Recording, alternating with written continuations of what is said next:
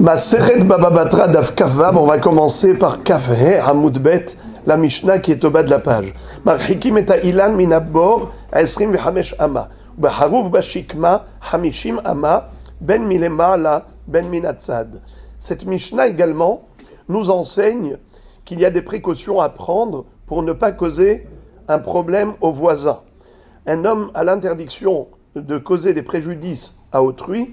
Dans ce cadre-là, la Mishnah nous enseigne que si par exemple deux voisins, Réhouven et Shimon, il y en a un qui a un bord chez lui dans son champ, l'autre veut planter dans son champ un arbre, eh bien le deuxième, Shimon, n'a pas le droit de s'approcher de trop de la frontière qui les sépare. Pourquoi ? Car si les racines de son arbre s'infiltrent dans le champ du voisin par en dessous, eh bien vont arriver jusqu'au bord, ça va détruire le bord. Il n'a pas le droit de détruire le bord de son voisin. Comment doit-il agir ? Il doit s'éloigner de 25 coudées, Asrim Hamesh Amot, du champ du voisin. Par exemple, si le voisin avait creusé son puits à 10 coudées de la frontière, alors lui doit s'éloigner de 15 coudées de la frontière pour faire en tout 25 coudées d'écart entre l'arbre et le bord. C'est ça l'idée. Marhikim et ilan minabor esrim vehamesh ama. Mais il y a deux arbres, Harouv et Shikma, Harouv le caroubier, Shikma le cyprès, qui ont des racines beaucoup plus longues. Alors pour ces arbres-là, il faut s'éloigner du double. La distance à respecter entre l'arbre et le bord est Hamishim Amma, le double, 50 coudées. Ben Milemala, Ben Minatzad. Que ce soit à égalité, au même niveau, de champs mitoyens, ou bien qu'ils soient en décalé. Vous savez que dans les montagnes, dans les collines, on pourrait avoir des maisons, des champs, ou des maisons, peu importe, qui ne sont pas au même niveau, qui surplombent, parce que ça va en pente. Et donc on peut avoir un champ en haut et un champ mitoyen en bas, mais qui ne sont pas au même niveau. L'un surplombe l'autre. Donc peu importe, que ce soit du même niveau ou pas, il faut garder ces distances pour ne pas que l'arbre de l'un abîme le bord de l'autre, le puits de l'autre. Imabor kadma, kotsetz venoten damim. Par contre, si le puits de l'un était là déjà, c'est-à-dire, c'est de cela qu'on parle, le puits était là avant l'arbre, et le deuxième a planté son arbre sans tenir compte du bord. C'est-à-dire, il dit, je m'en fiche, moi je suis chez moi, je plante chez moi. Le propriétaire du bord a le droit de couper kotsetz venoten damim. C'est-à-dire, c'est vrai qu'il a le droit de couper, car l'autre n'avait pas le droit de planter son arbre. Mais d'autre part, étant donné que c'est que Grama Benizakin, c'est pas un ézek direct, c'est Grama. Il a planté un arbre, et ensuite c'est l'arbre qui fait le mal. Dans ce cas-là, puisque c'est Grama Benizakin, il est en droit de réclamer un dédommagement pour les racines qu'il lui a coupées. On va donner des noms. Réhouven est propriétaire du bord. Shimon est propriétaire de l'arbre. Shimon a planté l'arbre après que le bord existait. Quand Réhouven voit que les racines de l'arbre de Shimon sont en train d'approcher son bord, il a le droit de couper. Mais attention, il faut qu'il paye un dédommagement pour cette coupure des racines de l'arbre. Si la coupure de ces racines, ça cause problème à l'arbre, ça va réduire sa qualité ou carrément le détruire ou autre, il faut qu'il paye un dédommagement. Car l'autre, Béhémet, ce qu'il a fait, c'est vrai que c'était assourd, mais c'est quand même Grama. C'est indirect, le mal qu'il a causé. Veim ilan kadam lo yakutz, ou loikotz. Si l'arbre était là avant le puits, il n'a pas le droit de couper les racines pour creuser son puits. Loïkotz. Safek zekadam. Safek zekadam loïkotz. Si on a un doute, qui était là le premier? L'arbre ou le puits? Alors dans ce cas-là, loïkotz n'a pas le droit de lui couper ses racines. Pourquoi? Nous avons une règle. Amotzi mehavero ala bareaya.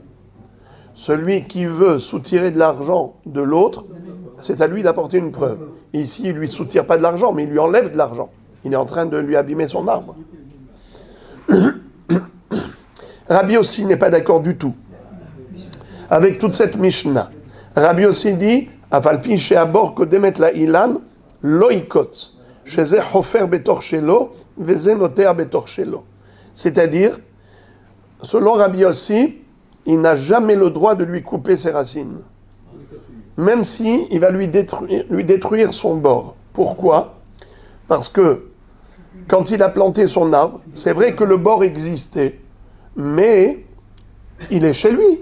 Il plante un arbre.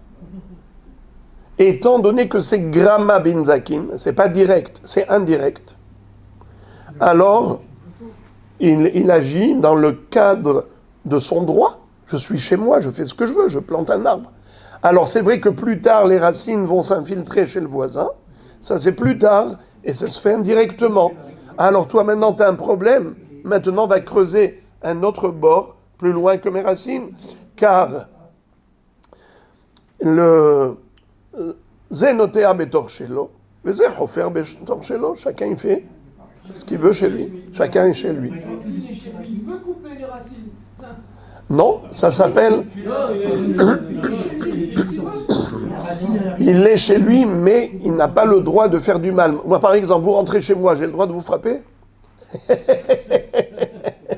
Ça veut dire, c'est pas parce que tu es rentré chez moi que tu as le droit de me faire du mal.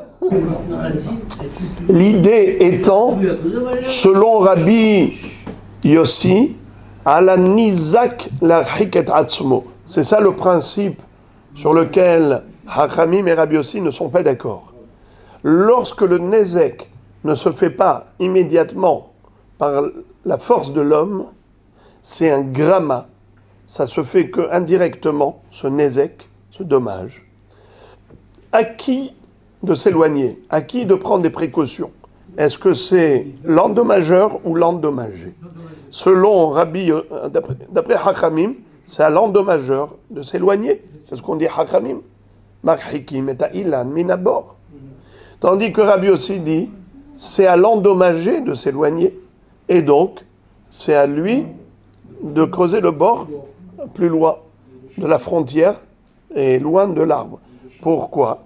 Parce que celui qui a planté l'arbre était en droit de planter l'arbre et le nezek qu'il cause est indirect.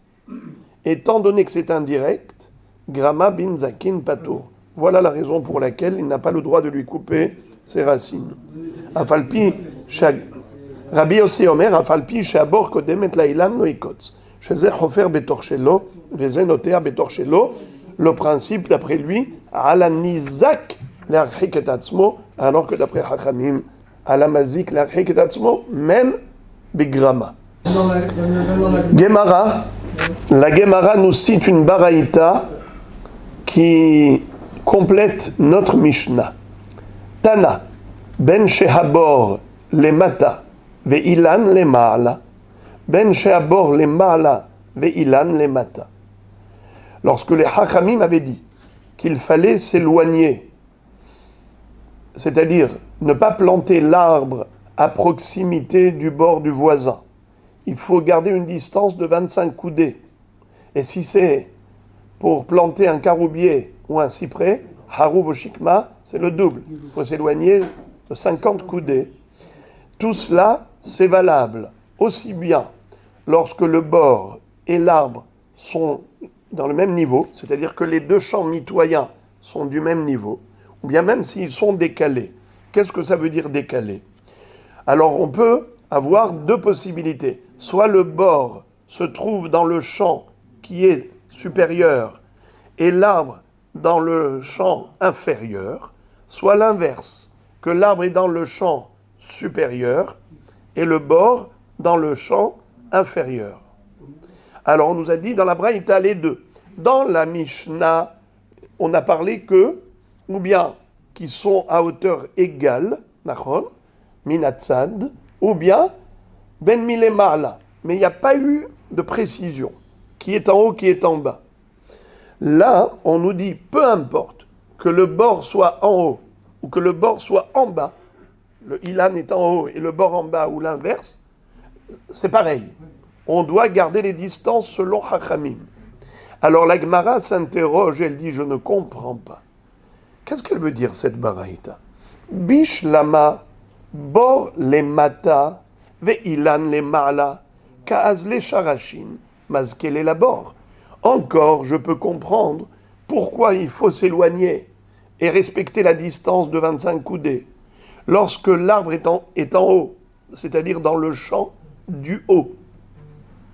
Et le bord dans le champ d'en bas, pourquoi est-ce qu'il faut respecter cette distance? Car en effet, les racines, on le sait, elles vont aller en dessous, s'infiltrer en bas du sol, et ensuite, elles vont aller détruire le bord.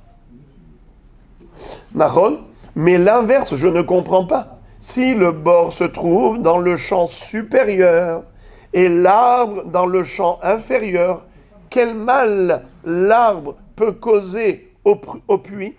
Mais bichlal, l'arbre il est en dessous et le puits est au-dessus. Alors quel est le problème? Si c'était l'inverse, alors je peux comprendre que les racines, elles descendent, elles vont se ramifier et s'étendre, et elles peuvent aller détruire le puits. Ça, je comprends. Mais l'inverse, je ne comprends pas. La Gemara répond, Amar Rabbi Hagga, Beshem Rabbi Yossi. Rabbi Hagga dit au nom de Rabbi Yossi, certainement, ce Rabbi Yossi, c'est un Emora. C'est pas un Tana. Mi pene shemahlidin et karka, ou malkin karka ita shel bor. Parce que les racines, qu'est-ce qu'elles vont faire? Elles vont fragiliser le sol qui est en dessous du bord. C'est vrai que l'arbre, il est en dessous, mais ce que peuvent faire les racines, c'est de ramollir, de défriter le sol en dessous du bord. Et maintenant, le bord, ensuite, du coup, on va voir qu'il y a des infiltrations. Le bord se vide. On ne comprend pas pourquoi. On dit, mais qu'est-ce qui se passe? Mais il était plein d'eau. Et maintenant, il s'est vidé. Comment il s'est vidé? Tu veux savoir comment il s'est vidé? À cause des racines de l'arbre. Qu'est-ce qu'ont fait les racines? En fait, elles ont effrité la terre qui est en dessous. Parce que mahlidin, vous savez qu'est-ce que c'est mahlidin? La racine du mot, c'est hulda, une taupe. Vous savez comment les taupes, où est-ce qu'elles habitent? Sous la terre. Elles creusent sous la terre et elles vous font des trous, des petits tunnels, des souterrains un peu partout, n'est-ce pas? Et vous dites, mais qu'est-ce qui se passe ici? Il y a des trous. Nahon, en effet, c'est cela ce que vont faire les racines, comme des belettes. Et d'ailleurs, c'est devenu un verbe de halada. Les ahlid, c'est quoi? C'est quand on fait la shhita, l'une des 5 halachot, halakha le Moshe Sinaï, on n'a pas le droit de faire shehiya, c'est-à-dire quand tu fais la shrita, tu fais le va-et-vient au niveau du couteau sur le cou de la bête, il ne faut pas t'arrêter. Il faut que ce soit un mouvement continu. Si tu t'arrêtes, c'est assour, elle devient nevela. Tu n'as pas le droit de t'arrêter au milieu. Ça s'appelle shehiya. Ou bien drassa. Tu n'as pas le droit de couper comme une carotte, qu'on coupe comme ça, d'écraser le cou de la bête avec le couteau. Il faut que ce soit en mouvement, va-et-vient. D'accord? On n'a pas le droit aussi de faire ikur à simanim. Drassa, ikur, hagrama, d'aller trop haut ou trop bas. Ou encore halada. C'est quoi halada? Halada, c'est de faire entrer le couteau entre les deux simanim et d'aller de bas en haut. Au lieu d'aller de haut en bas, de poser le couteau sur le cou de la bête et de faire ce mouvement, il fait rentrer par en dessous et il monte vers le haut. C'est assour. C'est comme une belette qui rentre en dessous et qui remonte vers le haut. Rabbi aussi Omer, Afalpi she'abor kodemet la'ilan lo ikotz, sheze hofer betor shelo, veze noteya betor shelo. La Gemara maintenant va rebondir sur l'enseignement de Rabbi Yossi dans la Mishnah, qui nous a dit que il n'y a pas de restriction. On ne peut pas imposer à Shimon de s'éloigner de 25 coudées du bord de Réhouven afin de planter son arbre. Non, il plante là où il veut, car il est chez lui. De la même façon que Réhouven a planté le bord chez lui, il n'avait pas de restriction, ainsi Shimon n'a pas de restriction. Il fait ce qu'il veut chez lui. Ze hofer betor shelo. Veze noteya betor shelo. Amar Rabbi Yehuda Amar Shmuel, halacha ke Rabbi Yossi. La halacha, elle est comme Rabbi Yossi. C'est classique. Toujours, la halacha, elle est comme Rabbi Yossi. Vous le savez, halacha ke Rabbi Akiva mehavero. Halacha ke Rabbi Yossi mehaverav. Quand Rabbi Akiva est en mahloket avec quelqu'un, s'il est seul, un contre un, la halakha est comme Rabbi Akiva. Mais Rabbi Akiva contre deux, non. Mais Rabbi Yossi, même contre deux, la halakha est comme Rabbi Yossi. Rabbi Yossi, tamo veni muko imo. Rabbi Yossi, il expliquait clairement ses idées. Donc, étant donné qu'on comprenait le bien fondé de sa théorie, c'est la raison pour laquelle la halakha était comme lui. Amar Rav Ashi, qui availle berav kahana, ava amrinan, modé Rabbi Yossi, begire dide. Lorsque nous étions à la yeshiva, on étudiait la Torah chez Rav Kahana. On nous avait dit que Rabbi Yossi est d'accord que l'homme n'a pas le droit de causer directement un préjudice à autrui. Si c'est indirect, alors il a le droit d'être notéa chez lui-même. C'est-à-dire il est chez lui. Il a le droit de faire ce qu'il veut chez lui. Oui, mais ça peut engendrer des conséquences négatives aux voisins au fil du temps, malgré tout. On ne va pas lui imposer une restriction alors qu'il est dans son propre domaine en lui disant « tu n'as pas le droit de faire ça parce que peut-être un jour, ça va faire du mal à l'autre. » Mais lui, il est chez lui. Étant donné qu'il y a ces deux éléments réunis, primo, il est chez lui. Secondo, le nezek que ça va causer aux voisins, c'est que bigramma, alors il n'y a pas de restriction à lui imposer. Mais attention, c'est seulement si c'est bigramma, c'est indirect. Mais si c'est direct, ce qu'on appelle guirédidé, c'est ses flèches, alors dans ce cas-là, même Rabbi Yossi est d'accord qu'on lui impose une restriction. C'est pas parce que tu es chez toi que tu as le droit d'envoyer des flèches à ton voisin. C'est une façon de parler. Envoyer les flèches. Rashi donne un exemple qu'on retrouve dans Baba Metzia Daf Kuf Yud Zayin. Il raconte l'histoire de la Gemara là-bas. Anhu betre hadair ilae ve hadair tatae. La Gemara dans Baba Metzia raconte qu'il y avait deux voisins. Un était au rez-de-chaussée et l'autre était à l'étage. Ifhit ma'aziva. Le ciment qui séparait les deux, c'est-à-dire le plafond du rez-de-chaussée qui était le sol de l'étage, il y avait d'abord un plancher en bois, des poutres, et ensuite on mettait ma'aziva, c'est-à-dire du mortier, de l'argile. Ça servait d'étanchéité. Qu'est-ce qui s'est passé? La ma'aziva, elle s'est effritée avec le temps. Donc il y a eu des trous. Quand celui d'en haut, kol ema demashi yadeh, à chaque fois que celui d'en haut faisait netilat yadayim, il se lavait les mains, nafle ale de tatae, eh bien ça coulait directement en bas. Dans ce cas-là, même Rabbi aussi est d'accord que ça c'est assour. Pourquoi? Dekshenoflim yado mamash ala tahton, kare giredile. Lorsque directement des mains de celui d'en haut, ça descend sur le bas, ça descend en bas, eh bien dans ce cas-là, ça s'appelle giredile, c'est ses flèches. D'accord?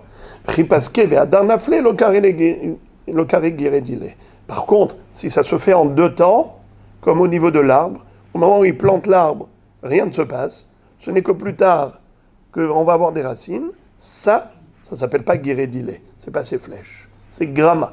C'est gramma, on ne peut pas imposer des restrictions à l'un à cause du gramma qui va causer à l'autre. C'est ça ce que dit Rabbi aussi. Donc c'est la mahloket. Est-ce qu'on impose une restriction, même à cause du gramma? On empêche la personne de planter un arbre chez lui parce qu'il va causer un tort à l'autre, que s'il s'éloigne et respecte une distance de sécurité, tout va bien, sinon non. Est-ce que oui ou non, on te restreint chez toi? Hachamim disent oui, Rabbi Yossi dit non. Halakha comme Rabbi Yossi. La Gemara raconte une histoire. Papi Yona'a Ani ve'eshir Hava. Il y avait un homme qui s'appelait Papi, il habitait Kfar Yona, c'est pour ça qu'on l'appelait Papi Yona'a. Il était pauvre au début, ve'eshir, et ensuite il s'est enrichi grâce à Dieu. Bana Padena, il a construit un palace. Havu Hanach Atsure Bishvivute. Il avait dans son voisinage des gens qui avaient un pressoir de sésame. On fait de l'huile avec le sésame. Ça s'appelle Shemen Shum Shemin. On le dit dans Bameh Madlikin. Beshemen Shum Shemin. Beshemen Egozim. Alors, regardez. Il avait des voisins qui avaient un pressoir de sésame. Des Chiavudaike Shum Sheme Havanaida Apadne. Lorsqu'avec leur grosse poutre, ils tapaient sur les sésames pour extraire l'huile, ça faisait trembler les murs de son palace. Atalekame de Rav Ashi. Il a été se plaindre au Beddin de Rav Ashi. Amarle. Ki avan berav kahana, ava amrinan, modé Rabbi Yossi, begire dile. Rav Ashi a dit, tu as raison. Ils n'ont pas le droit de te faire du mal. Bien que l'halakha est comme Rabbi Yossi, qu'on n'impose pas de restriction à quelqu'un quand il agit chez lui, c'est seulement si le nezek qu'il cause est indirect. Or, dans ce cas, c'est direct. C'est des flèches qu'il t'envoie. Car au moment où il tape avec les poutres sur le sésame, ils font trembler tes murs. Ça s'appelle direct. Car directement, ils font vibrer tes murs, ils sont en train de les ébranler. Alors, comme c'est le fruit d'une action directe, même selon Rabbi Yossi, ils n'ont pas le droit de faire cela. Qui change de métier. La Gemara dit Vekama, quelle est la mesure de la vibration du mur pour considérer que c'est un nezek et on peut leur imposer une restriction? Kedenaïd nirtema apume de hatzva. C'est-à-dire que si on prenait une marmite par exemple, ou une jarre, et on mettait dessus un couvercle, qu'on posait cela sur le mur, et quand eux tapent avec leur poutre sur le sésame, eh bien, même le couvercle qui se trouve sur la marmite bouge. Même le couvercle de cette jarre bouge, tremble. Si il y a des vibrations au niveau de ce couvercle, ça veut dire que les vibrations du mur sont suffisamment importantes pour être considérées un nezek. Et par conséquent, on peut leur interdire ce travail, car ça s'appelle des flèches directes. Et même Rabbi Yossi est d'accord que quand c'est giré dilé, des flèches qu'il a envoyées, il n'a pas le droit, même si c'est de chez lui. C'est comme si moi, de chez moi, j'envoie des flèches à mon voisin. Qu'est-ce qu'on va dire? Oui, mais la flèche, je l'ai envoyée quand j'étais chez moi. Oui, mais monsieur, c'est direct. C'est direct. Dans ce cas-là, t'as pas le droit. La même chose, quand tu tapes et tu fais vibrer le mur du voisin et que tu es en train de l'ébranler, ça s'appelle direct. C'est des flèches que tu envoies sur les murs du voisin. Ce nézek, Rabbi Yossi ne te permet pas. Même si c'est chez toi que tu tapais avec tes poutres sur le sésame. Tosfot disent que Ri, précisément, que Tosfot cite, n'est pas d'accord avec Rashi parce qu'il dit que ça c'est évident.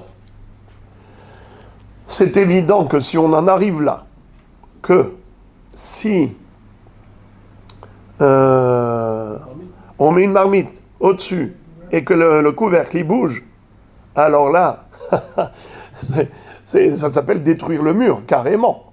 C'est évident que c'est un ézec direct. On n'a même pas besoin d'en arriver là pour d'arriver à Rabbi Yossi pour dire que tu n'as pas le droit. Mais là, tu es en train de lui casser le mur. Est-ce qu'on va te permettre de casser le mur du voisin? C'est évident que si on en arrive là, que si on mettait là-haut une marmite, eh bien, le couvercle il bouge, c'est évident que c'est un ézec direct et que c'est sûr que c'est assourd. Tosfot disent Kashaleri, de Echia Padena Naïd Kulehai, Hachetit Nadned Anirtema, Timken Abaïd Karov Lipol, Ulfi Aïnian Mashma, Shayabinian Hazak, Shari Mitocha Osher Benaa. C'est-à-dire, il dit, mais comment est-ce qu'on peut en arriver là que si tu mets une marmite là-haut, avec son couvercle, ça va bouger? Mais dans ce cas-là, ça veut dire que c'est vraiment un mur branlant. Or, ici, on parle d'un palace qui a été construit par un homme riche, car quand est-ce qu'il a construit le palace? Pas quand il était pauvre, quand il était riche. Donc, il a construit un mur qui est suffisamment fort. Comment tu peux arriver à une situation de vibration du couvercle de la marmite? Maseret Shabbat Damia Marmaï Panda Pitha Den Shemi Asfin Shamledin Mashma Debira Gdolai. C'est un grand palace. Venir à l'Eri. C'est pour ça que Ri n'est pas d'accord avec Rashi et il explique le sujet différemment. Et il dit comme ça. Des kad naïda nirtema kshadam ohez akad biado shezvu davar muat arbe imken neda apadna hayav l'archik. C'est-à-dire, il dit que c'est comme ça. Que c'est sûr qu'on ne parle pas du cas où tu mets la marmite sur le mur et que ça a bougé. Parce que là, c'est vraiment un mur branlant. C'est pas de ça qu'on parle. On parle d'un palace. Ça veut dire que c'est une façon d'imaginer la vibration du mur. C'est-à-dire que si tu prends dans ta main une marmite avec un couvercle, si tu vois que on arrive à une vibration que le couvercle, tu vois qu'il vibre sur la marmite, c'est de cela qu'il s'agit au niveau du mur. C'est-à-dire c'est la même vibration. Si tu as une vibration équivalente, c'est considéré un ézec direct, et oui, on peut lui imposer une restriction. Mais on ne parle pas du cas où tu prends une marmite et tu la mets sur le mur et que les autres, avec leurs poutres, ils font bouger le couvercle de la marmite. Dit ça, c'est vraiment énorme. Il faut vraiment avoir un mur branlant pour en arriver à ce résultat. Donc c'est pour ça que lui explique que non, c'est juste l'échelle de mesure pour mesurer la vibration du mur qui est comme la vibration du couvercle de la marmite. La Gemara raconte une histoire d'Eve Bar Mirion, Bere de Rabbin, qui avait naptse kitna, hava azla rakta, umazka inche. Bar Mirion, fils de Rabbin, dans sa famille, qui avait naptse kitna, lorsqu'il battait le lin. Car vous savez que le lin, pour le travailler, il faut commencer déjà par le battage des tiges, et ensuite le trempage dans des bassins d'eau avec toutes sortes de produits, pour enfin fabriquer des fils de lin. Mais qu'est-ce qui se passait au moment du battage des tiges de lin? Azla rakta ou mazka inche. Le vent emportait les fibres, les résidus de ce qui sortait de ces tiges au moment du battage. À tous les kamés des ravina, les gens ont été se plaindre auprès de Ravina. Amar Lehu, il leur a dit, Ki amrinan modé Rabbi Yossi begiredile, hanemile de kaazlemi koho, hacha zikahu de kamamtela. Quand est-ce qu'on dit que on peut imposer à quelqu'un des restrictions, même lorsqu'il travaille chez lui? C'est seulement si le dégât qu'il cause par ses actions est un dégât direct. Son action directement endommage autrui, cause des dommages à autrui. Mais si c'est indirect, on ne peut pas lui imposer des restrictions lorsqu'il travaille chez lui. N'est-ce pas? C'est ce qu'avait dit Rabbi Yossi. Alors maintenant, est-ce que ça s'appelle direct ou indirect? A priori, c'est direct, parce qu'au moment où il bat les tiges de lin, immédiatement les fibres s'envolent directement. Donc on pourrait dire que c'est une action directe. Alors même d'après Rabbi Yossi, c'est assourd qu'il fasse ça et on pourrait lui interdire. Eh bien non, Ravina va dire, on ne peut pas lui interdire. Pourquoi? Quand est-ce que Rabbi Yossi dit qu'on ne peut pas causer un dommage à autrui directement, même si c'est chez soi qu'on travaille? C'est lorsque c'est sa force, c'est la force de l'homme. Par exemple, les vibrations causées dans le mur du voisin, lorsqu'on tape avec des poutres, les poutres du pressoir, pour presser le sésame, pour en extraire de l'huile, ou bien par exemple, lorsqu'on se lave les mains à l'étage et que l'eau coule directement chez le voisin, la fuite d'eau, elle va directement chez le voisin, ça s'appelle guiredile, les flèches de l'homme, parce que c'est l'action de l'homme qui envoie chez le voisin un dommage. Tu n'as pas le droit d'endommager directement autrui. Mais là, il y a deux facteurs. Il y a le battage des brindilles de lin par l'homme, mais ce n'est pas ça qui envoie les fibres. Ce qui envoie les fibres, c'est le vent. Donc, qui est le facteur du dommage? C'est le vent. Et étant donné que ce n'est pas la force de l'homme qui envoie ses flèches, c'est-à-dire qui envoie ses fibres de lin, c'est le vent qui les emporte, qui les transporte. Alors dans ce cas-là, il est patour. C'est comme Grama. C'est comme Grama. Lui, il a séparé les fibres de lin des tiges de lin et le vent les a emportées. On peut attribuer cela à Grama. Matkif la Mor Baravashi. Mor Baravashi n'était pas satisfait de ce psak halacha. Pourquoi? Il va dire Maishna mizore veruach mesayato. En quoi cela est différent de la melacha Shabbat de Zoré? Vous savez que parmi les 39 travaux interdits Shabbat, il y a la melacha de Zoré. Qui est-ce qui peut me dire, me traduire le mot Zoré? Bravo. Vané. Vané, c'est-à-dire qu'après avoir battu les grains de céréales, nous avons un mélange de grains avec les écorces. Comment on fait pour séparer le grain des écorces? On prend une pelle et on envoie vers le haut le mélange et le vent envole les écorces qui sont très légères et le grain qui est plus lourd, il retombe sur place. C'est comme ça que se fait la séparation entre le contenu et le contenant, entre le grain et son enveloppe. Qui est-ce qui envoie, qui est-ce qui envole les écorces? Et c'est le vent, on a dit. Eh bien, normalement, on devrait dire que l'homme est patour. Pourquoi est-ce que l'homme, il est hayav pour cette melacha de Zoré?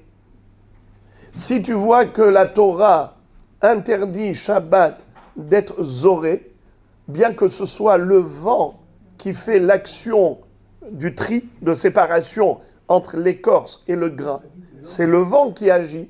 Et pourtant, on a dit que l'homme qui ferait ça Shabbat, il commettrait une infraction grave de Melacha et Shabbat. Mais en quoi est-il fautif? Lui, il a juste envoyé vers le haut sa pelle avec le mélange de grains et d'écorce. Lui, qu'est-ce qu'il a fait l'homme? Il a juste envoyé vers le haut. C'est qui a séparé? C'est le vent. Et pourtant, on dit que c'est une Melacha. Ça veut dire que on attribue à l'homme l'action du vent. Alors comment Ravina a pu dire qu'il est patour? Comment Ravina a pu dire qu'il a le droit de travailler chez lui? Encore une fois, répétons. Qu'est-ce qu'ils faisaient les gens de la famille de Bar Mirion? Ils battaient le lin. Que faisait le vent? Il envolait les fibres.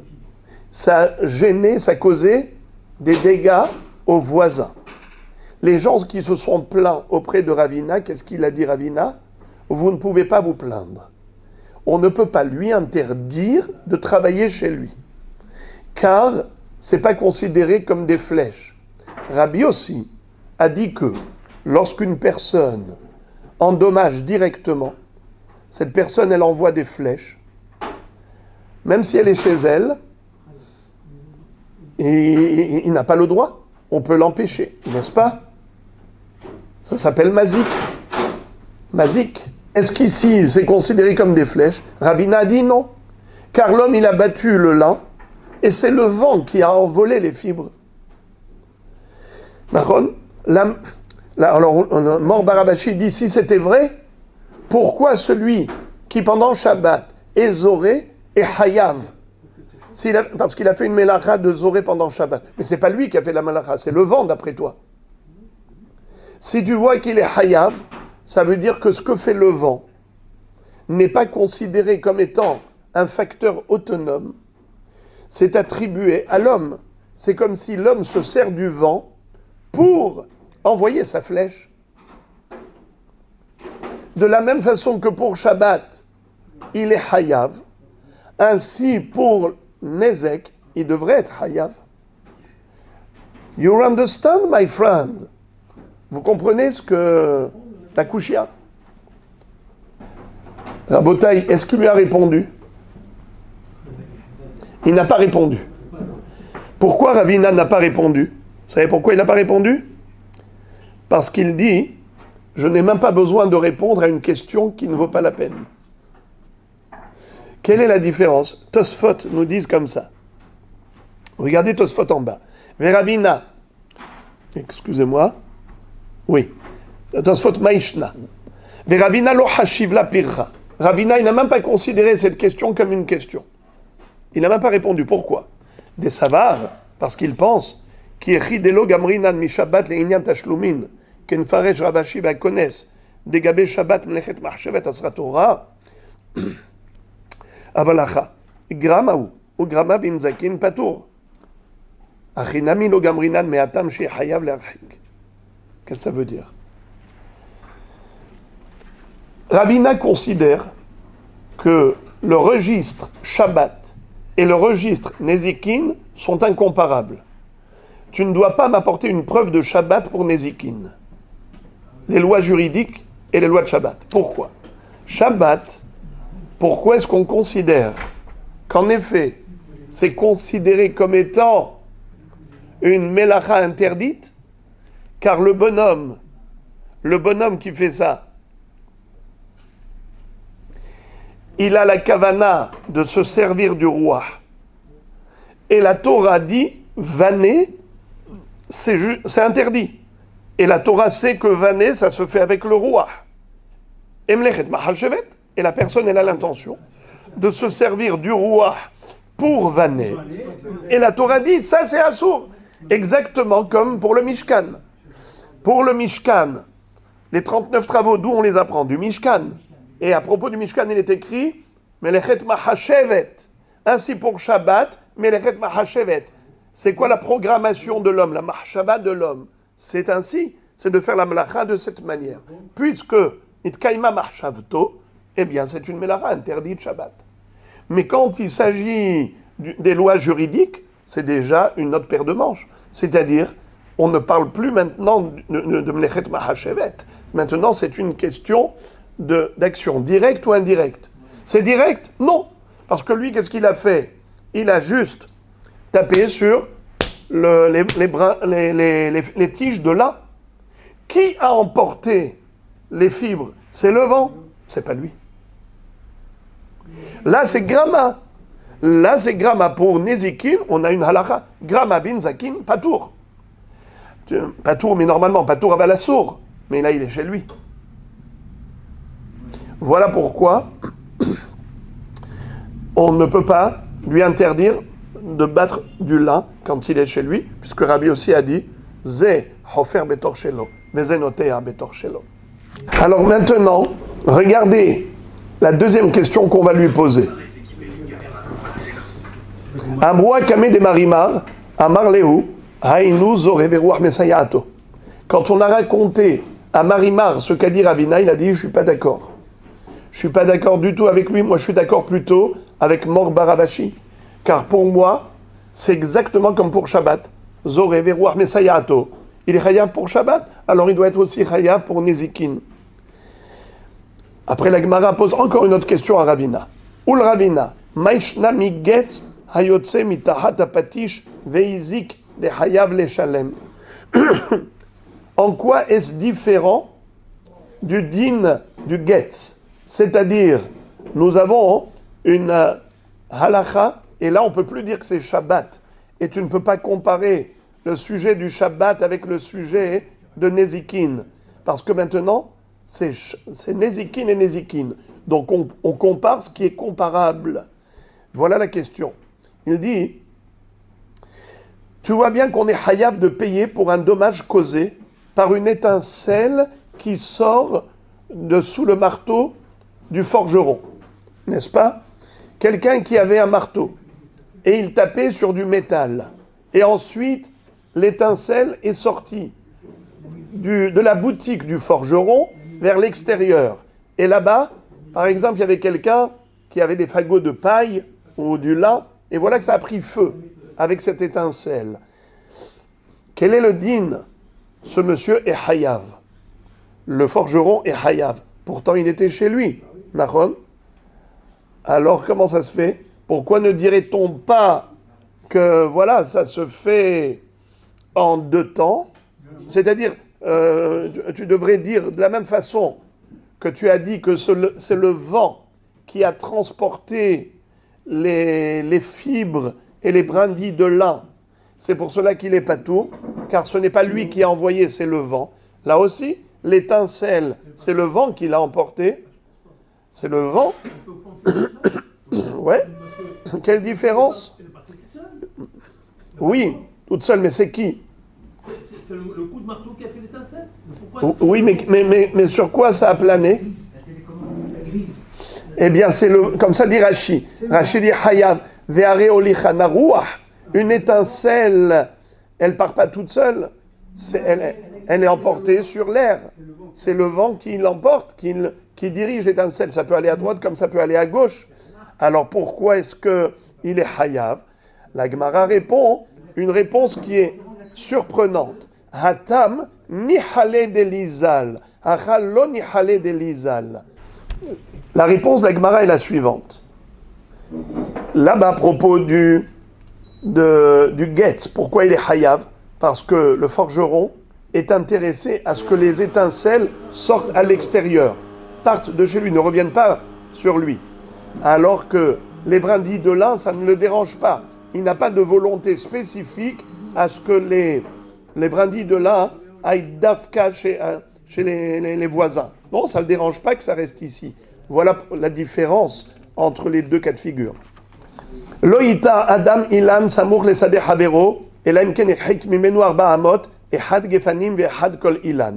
Un homme n'a pas le droit de planter un arbre à proximité du champ de son voisin, qu'à condition qu'il s'éloigne de 4 coudées de la frontière. C'est-à-dire, on a 2 champs mitoyens, Réhouven et Shimon. Il n'y a pas de clôture entre les deux. C'est ouvert complètement. Mais ici, il y a une délimitation. On sait que jusqu'ici arrive le champ de Réhouven, et là commence le champ de Shimon. Si Réhouven veut planter un arbre, il a l'obligation de s'éloigner de 4 coudées de la frontière. Loïta Adam Ilan Samour Esa de Havero, et là Imken Echik Mimenu Arba Amot, et Had Gefanim ve Had Kol Ilan. Peu importe que ce soit un arbre tel que la vigne ou que ce soit n'importe quel arbre. On nous a précisé que les Gefanim, nous savons qu'on n'a pas le droit de mélanger des raisins avec des céréales, n'est-ce pas? On n'a pas le droit, ça s'appelle qu'il est à Kerem. Quelle est la distance nécessaire entre les céréales et les vignes pour que ce soit cachère? Il faut qu'il y ait 4 coudées d'écart. Et d'ailleurs, pourquoi est-ce qu'il faut s'éloigner quand il ne s'agit pas de mettre des céréales à côté de Gefanim? Stam, on te dit, n'importe quel arbre, tu veux le planter chez toi, éloigne-toi de 4 coudées de la frontière. Que ce soit des vignes, que ce soit n'importe quel arbre. Pourquoi ces 4 coudées? La Gemara va expliquer que c'est Kedé Maharesha. Kedé Avodat Akerem, excusez-moi. Kedé Avodat Akerem. C'est quoi Kedé Avodat Akerem? La largeur de la charrue. La charrue, c'est quoi sa largeur? 4 coudées. Donc, voilà pourquoi il faut s'éloigner de 4 coudées de la frontière, parce que si ton arbre, il est à proximité de la frontière, où est-ce que ta charrue elle va rentrer? Chez le voisin. Tu vas lui écraser tous ses fruits et légumes. Donc je répète. Loïta Adam Ilan Samour, les Sadeh Havero, et là, Imken Echik Mimenu, Arba Amot, et Had Gefanim, et Had Kol Ilan. Haya Geder Benataim, Zé Somer la Gader Mikan, Zé Somer la Gader Mikan. Par contre, si il y avait une clôture qui séparait les deux champs, au niveau de la frontière, il y avait une clôture. Donc là, il n'y a plus de risque que je rentre avec ma charrue chez le voisin. Il n'y a pas de risque. Alors chacun peut s'approcher, ma mâche, de la clôture. D'ailleurs, même pour les Kil Haïm, il n'y a pas de problème. Tu peux planter ici des vignes, planter ici des céréales, proches les uns des autres, il y a juste une clôture qui sépare, ça suffit, et on n'a pas besoin de tenir compte des racines qui se mélangent en dessous.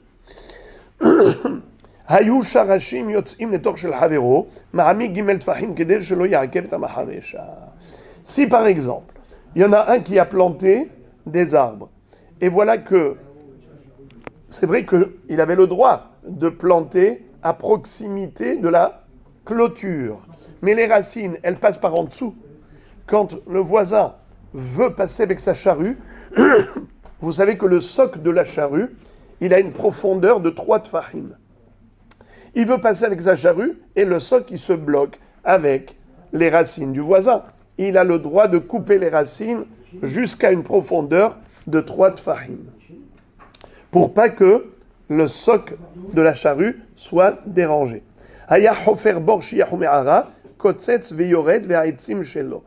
Et carrément, si il est en train de creuser un puits et il trouve les racines de son voisin qui le dérangent, il a le droit de couper les racines du voisin et de creuser son puits. Là, maintenant, non, c'est beaucoup plus. Beaucoup plus. Et à qui appartiennent les bois des racines? Shelo. C'est qui Shelo? On verra dans la Gemara. Est-ce que c'est Shelo au propriétaire de Haitzim? Merci beaucoup. Ou Shelo propriétaire du bord? Est-ce que propriétaire de l'arbre ou bien propriétaire du bord? Gemara. La Gemara nous dit Tanarba Amot Shamru Kede Avodat Karem. Quand on nous a parlé de 4 coudées, ce sont 4 coudées pour permettre à la Maharesha, à la charrue de passer. Amar Shemuel Loshanu El Aberet Israël, Aval Bebavel Shete Amot. Quand est-ce qu'on exige 4 coudées entre la frontière et l'arbre? C'est uniquement en Eretz Israël, mais pas en Babylonie. En Babylonie, c'est la moitié de distance de la frontière, 2 coudées. Pourquoi? Car là-bas, les charrues, elles étaient plus étroites.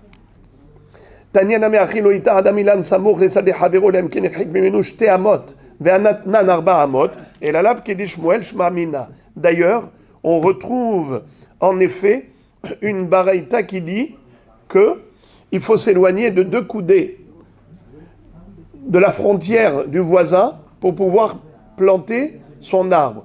Comment ça se fait? La Mishnah dit 4 coudées. Pour pas qu'il y ait de contradiction entre la Mishnah et la Braïta, on dira que la Mishnah elle parle d'Eretz Israël et la Braïta parle de la Babylonie. Ou bien nous avons carrément une autre version de ce débat. Veika derami lehu mirma. Il y a ceux qui posent une contradiction entre la Mishnah et la Braïta. Tnan loita adam ilan samuch lasade havero ilam ken yachak mimenu arba amot ve'atanya shte amot amar Shmuel lakashia kan bebavel kan be'eretz Israël. La réponse, comme on a dit, le Tana de la Mishnah parle d'Eretz Israël, le Tana de la Braïta il parle de Babylonie. Rava barav Hanan avuleu anhu dikle amitra de pardesa de Rav Yosef avu atut sipure yadve bedikle venarte bepardesa umafsedele. La Gemara raconte une histoire. Rabba barav Hanan avait des palmiers qui se situaient à la frontière du vignoble de Rav Yosef.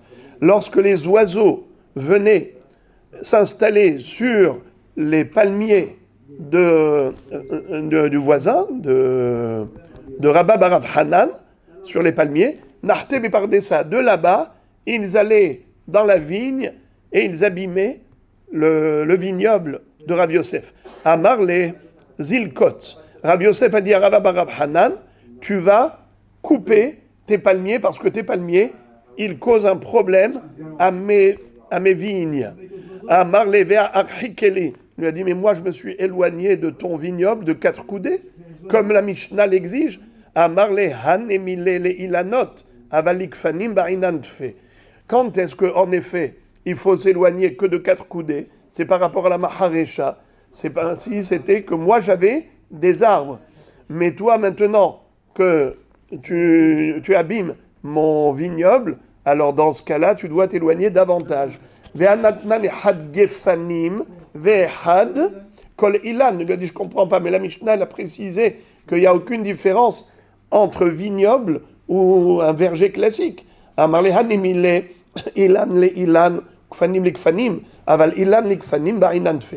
Il lui a dit ce que la Mishnah voulait dire, que ce soit ilan ou que ce soit kfanim, c'est quand les deux ils ont ilan ou les deux ils ont kfanim. Par exemple, toi tu veux planter à proximité de mon vignoble, tu veux planter un vignoble, éloigne-toi de 4 coudées de la frontière. Mais si moi j'ai des kfanim, toi tu peux pas planter des ilanot à côté de mes kfanim, parce que les oiseaux qui vont venir dans ton ilan vont ensuite venir dévorer mes vignes. Amarle analokaitsna de amar rav haidikla de ta'in kabba asur le miktseye ve amar Rabbi Hanina lo shachiv shichat beri ela de katz te'enata belo zimne mar ini halelikot. Alors le rav qui s'appelait Rabba barav Hanan a dit ok, tu m'as convaincu que je suis obligé de couper mes palmiers parce qu'ils abîment ta vigne. Alors dans ce cas-là, fais-le toi, bechavod. Viens couper tous mes palmiers. Moi, je ne le ferai pas. Pourquoi? Parce qu'il y avait une histoire terrible. Rabbi Hanina a perdu prématurément son fils. Son fils, il s'appelait Shirhat. Il est niftar très jeune. Et Rabbi Hanina a dit, pourquoi il a perdu son fils jeune? Parce que son fils avait coupé un figuier blozimne. C'est-à-dire que c'était un figuier qui donnait encore des fruits, et donc comme il a coupé, c'est considéré comme une faute très grave, et il a perdu son fils à cause de ça. Et c'est-à-dire il est niftar, celui qui avait coupé l'arbre est niftar jeune. Alors tant que l'arbre produit encore peu de fruits, c'est-à-dire même s'il est très vieux, il produit à peine un cave de fruits, ta'in kaba, c'est assourd de le couper. Alors il a dit, moi je le ferai pas. Viens le faire si tu veux, tu le fais toi. Une histoire similaire. Rav Papa avait anehu dikle amitzra de Ravuna bere de Rav Yoshua. Azalash kehe de ava hafar vekakayitz shorashav. Rav Papa il avait des palmiers qui étaient proches de la frontière de Ravuna bere de Rav Yoshua. Et il a vu qu'il était en train de creuser chez lui un puits. Il lui coupait ses racines. Il lui a dit, Amarle Maïhaï. Il lui a dit, qu'est-ce que tu fais là? Tu es en train de couper les racines de mes palmiers? Amarle, Tnan, Hayu Sharashim Yotzim Letor Shel Havero, Marmik Shloshad. Marmik Shlosha. Kede Shelo Yarekev Ta Maharesha. Il lui a dit, c'est la Mishnah qui me permet de le faire. Si tes racines elles rentrent chez moi, j'ai le droit de couper en profondeur de 3 tfahim pour pas déranger le soc de ma charrue, ne pas gêner. Amarle hanemile shlosha, morka hafar tfe. Il lui a dit, d'accord, 3 tfahim, et toi, tu es en train excusez-moi, plus que 3 tfahim. Je me suis trompé, je disais qu'il était en train de creuser un puits. Non, il creusait. Et il lui coupait plus que 3 tfahim. Alors on lui a dit 3 tfahim, d'accord, mais pas plus. Amarle, anaborot shehinu me'arot kahafarna. Moi, je suis en train de creuser des puits et non pas juste pour l'agriculture. Alors dans ce cas-là, j'ai le droit de plus. Dites nanaya hofer bor shiach me'ara kotzetz ve'yored va'etzim shelo. Il a dit ça, la Mishnah me le permet. Quand il s'agit de creuser un puits, j'ai le droit d'aller en profondeur en fonction de la nécessité. Amar Rav Papa amrele kulehi velo yachilele. Rav Papa a raconté plus tard, il a dit, j'ai essayé de le convaincre par tous les arguments possibles pour le dissuader de ne pas me couper mes racines, j'ai pas réussi. Ade amrele, jusqu'à ce que je lui ai dit, Ade amar Rav Yehuda, metzar she'achziku bo rabim asur lekalkelo.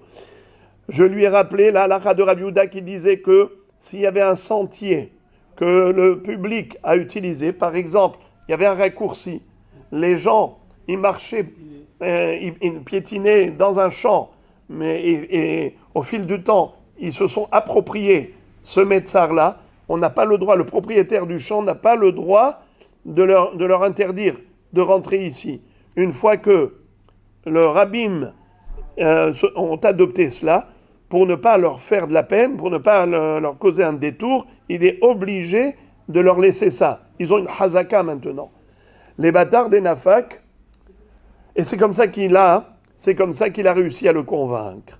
Entre parenthèses, les Mefarshim disent, mais quel rapport entre un Yahid et un Rabbim? C'est seulement un Rabbim qu'on laisse, mais pas ici, il était Yahid. Comment il a réussi à le convaincre? Les Mefarshim discutent de cette question. Les bâtards des Nafak, après qu'il est sorti, après que Rav Papa est parti de chez Ravuna, Amar Ravuna il s'est dit, Ama ilo amrele, kan betor sheshesre ama, kan chutz le sheshesre ama. C'est-à-dire, ce qu'on n'a pas le droit, en effet, qu'on doit laisser, qu'on n'a pas le droit de couper, parce que c'est Metzer, chez Hazikubo Rabim, c'est seulement si on est dans les 16 coudées, à l'intérieur d'un rayon de 16 coudées. Mais ici, j'étais en dehors d'un rayon de 16 coudées. Il faut qu'on s'explique. Il y a l'histoire des 25 coudées et il y a 16 coudées. Un arbre, on doit l'éloigner du bord du voisin, on avait dit 25 coudées. Parce que les racines, elles s'étendent, jusqu'à 25 coudées. Mais il faut savoir que la force et l'énergie que puisent les racines au profit de l'arbre, eh bien, c'est jusqu'à 16 coudées. Ça veut dire des racines, si je les coupe après 16 coudées, ça n'aura pas d'impact négatif sur l'arbre. Donc ici, Rav Papa s'est dit, mais comment Ravuna il a réussi à me convaincre? Plutôt, Ravuna a dit, comment Rav Papa a réussi à me convaincre? Il m'a dit, non, il ne faut pas me couper les racines. Mais là, j'étais en dehors des 16 coudées. Et donc, j'aurais pu lui couper. Et là, je ne lui cause aucun tort. Pourquoi je n'ai pas pensé à le lui dire à ce moment-là? Fin de l'histoire.